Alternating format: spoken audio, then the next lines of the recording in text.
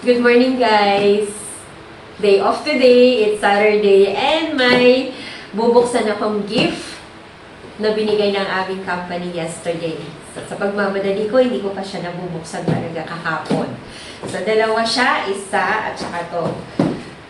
Gift nila sa Dragon Boat Festival. So, every year, binibigay nila ito. So, tara, buksan natin, guys. Samahan niyo ako kung ano yung laman na naman nito. So, ito na. Buksan natin. Ano kaya ang laman? Ayan. Oh! Ito, guys. Every year, ito yung binibigay nila. Kung tawagin sa atin, ito yung suman. Kanila is zongzi.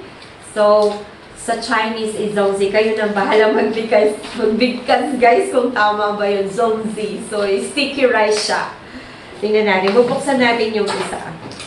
Walang kung para makita nyo kung ano yung pagkabalot niya.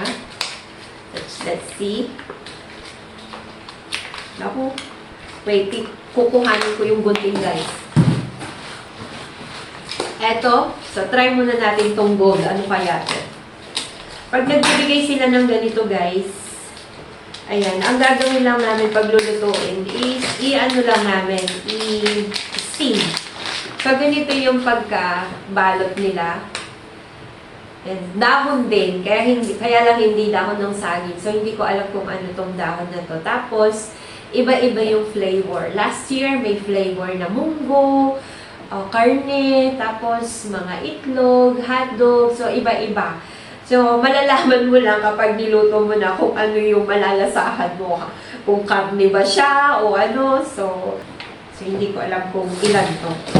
Ito natin lahat. Ayan. Ayun. Ayan. So, mamaya ito try kong iluluto kung ano ito. Tapos ito, guys, hindi ko alam kung ano to. So, guys, tingnan nyo. Mga mooncake. Tingnan nyo, ang gaganda. Yan nyo, guys. Mga mooncake na iba-ibang color. Mooncake ang tawag nila. So, masarap din to, pero medyo may pagka-sweet. So, yun lang, guys. Thank you for watching. Bye-bye.